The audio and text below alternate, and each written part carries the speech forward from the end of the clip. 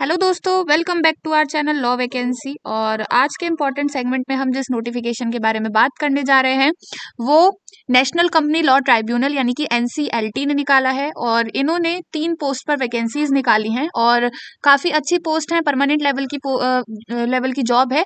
But ये job totally experience based है और इसमें फ्रेशर्स अप्लाई नहीं कर सकते।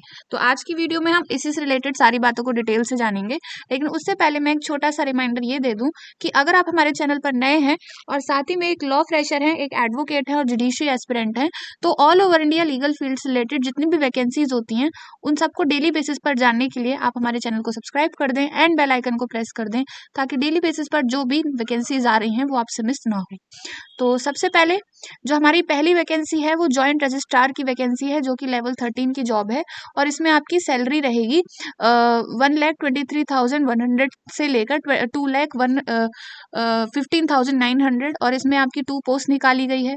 फिर दूसरी पोस्ट है डिप्टी रजिस्ट्रार, उसकी लेवल 12 की जॉब है। 78,000 से लेकर 2 लाख तक आपकी सैलरी रहेगी अप्रॉक्स। तो इसमें आपकी काफ़ी अच्छी पोस्ट निकाली गई, 1 2 3 4 5 लगभग 6 पोस्ट निकाली गई हैं। एंड असिस्टेंट रजिस्ट्रार की तीसरी पोस्ट है, तो लेवल 11 की जॉब है। 67,000 से लेकर 2 लाख तक आपकी सैलरी रहेगी और इसमें आपकी 3 पोस्ट निकाली गई है। तो टोटल नंबर ऑफ पोस्ट की बात करूं तो इसमें 6 है, इसमें 3 है और इसमें 10 पोस्ट टोटल इसमें आपकी निकाली गई हैं। और जिनके पास लॉ की फील्ड में अच्छा खासा एक्सपीरियंस है वो उसमें आराम से अप्लाई कर सकते हैं। फिर दूसरी इंपॉर्टेंट इन्फॉर्मेशन ये बन जाती है कि ये डेप्यूटेशन की जॉब है, यानी कि परमानेंट क्या डेप्यूटेशन, आपका एक टाइप का कॉन्ट्रेक्चुअल बेसिस, आपको सैलरी इसमें परमानेंट टाइप से प्रोवाइड की जाएगी, लेकिन ये डेप्यूटेशन की जॉब है। और इसमें आपका 56 ईयर्स आपका इसमें एज लिमिट मांगी है। और इसमें आपका जो आगे एलिजिबिलिटी क्राइटेरिया की बात करूं तो इसमें जॉइंट रजिस्ट्रार की पोस्ट के लिए अगर आप एक सेंट्रल और स्टेट गवर्नमेंट या यूनियन टेरिटरी या किसी कोर्ट में या किसी स्टैट्यूटरी ऑर्गेनाइजेशन में आप काम कर रहे हैं या फिर आप ऑफिसर हैं, तो आप सबसे पहले आपको एलिजिबल ये होना है कि आपने वहाँ पे पोस्ट रेगुलर बेसिस पे होल्ड कर रखी हो। और ये लेवल 13 की जॉब है, तो आपकी जो पोस्ट होनी चाहिए वो लेवल 12 की होनी चाहिए। और अगर आप लेवल 12 की पोस्ट में हैं तो आपने 5 साल काम किया, और अगर आप लेवल 11 की पोस्ट में हैं तो आपने 10 साल काम किया हो।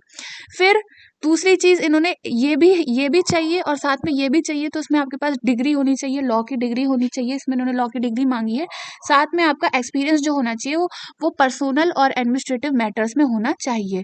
और इसमें आपकी जो मैक्सिमम एज लिमिट है वो 56 ईयर्स है। फिर दूसरा हम जो क्राइटेरिया है डिप्टी रजिस्ट्रार का, उसके लिए हम बात करेंगे डिप्टी रजिस्ट्रार की।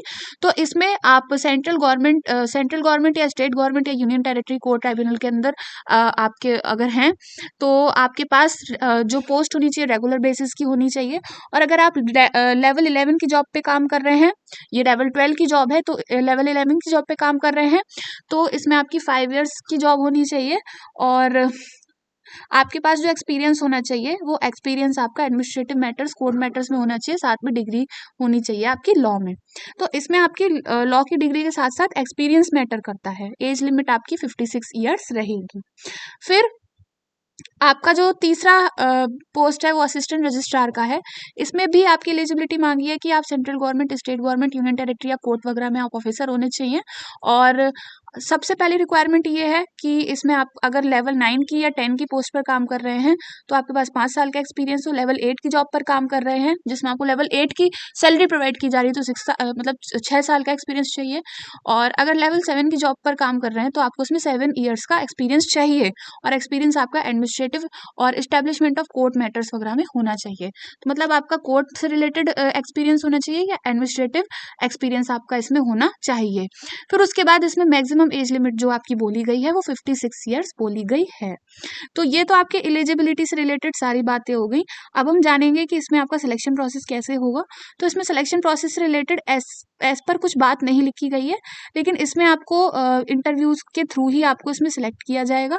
और फिर उसके बाद इसमें आपको जो आपका एप्लीकेशन फॉर्म फिल करना है वो एज पर प्रेस्क्राइब फॉर्मेट, ये फॉर्मेट मैं आपको दिखा देती हूँ। एज पर प्रेस्क्राइब फॉर्मेट, जैसे आपका ये फॉर्मेट है और इसके फॉर्मेट के अकॉर्डिंग आपको अपना एप्लीकेशन फॉर्म फिल करना है। और इसको प्रिंट करा के ऑफलाइन बेसिस पर इनका जो कंसर्न एड्रेस है यहाँ पर आपको भेजना है। तो मैं आपको एड्रेस दिखा देती हूँ अभी। The secretary NCLT national company law tribunal 6th floor block complex Lodhi road new Delhi. यहाँ पे आपको अपना एप्लीकेशन फॉर्म भेजना है प्रेस्क्राइब फॉर्मेट में ऑफलाइन बेसिस पर।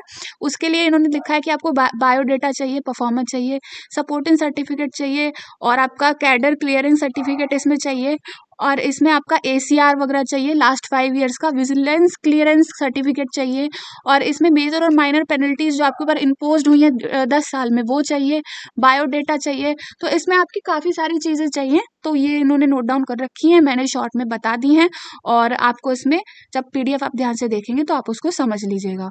और इसमें अप्लाई करने की जो लास्ट डेट है वो 3 मार्च यानी कि इसमें आपका अप्लाई करने की जो लास्ट डेट है, लेट मी चेक,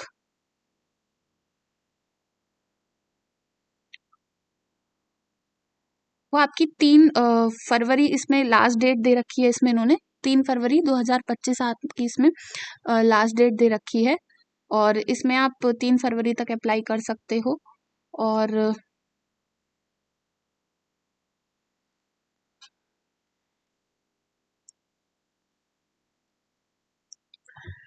यही आपकी इम्पोर्टेंट इन्फॉर्मेशन थी इस नोटिफिकेशन से रिलेटेड। और अगर आप इस नोटिफिकेशन को ध्यान से पढ़ना चाहते हैं या फिर इससे रिलेटेड आपकी कोई भी क्वेरी है तो आप हमारे टेलीग्राम चैनल पर जाकर क्वेरी पूछ सकते हैं और वहाँ पे नोटिफिकेशन पढ़ भी सकते हैं। हमारे टेलीग्राम चैनल का लिंक आपको वीडियो के डिस्क्रिप्शन बॉक्स में दे दिया जाएगा। और all over India legal field से रिलेटेड जितनी भी वैकेंसीज आती हैं, चाहे वो स्टेट गवर्नमेंट की आई हो या फिर सेंट्रल गवर्नमेंट की आई हो, उन सभी का ही इंफॉर्मेशन हमारे चैनल पर डेली बेसिस पर दिया जाता है। इसलिए आप हमारे चैनल को सब्सक्राइब कर दें एंड बेल आइकन को प्रेस कर दें ताकि डेली बेसिस पर जो भी नोटिफिकेशंस आ रही हैं वो आपसे मिस ना हो। तो मिलते हैं नेक्स्ट वीडियो में नेक्स्ट नोटिफिकेशन के साथ। Thank you for watching.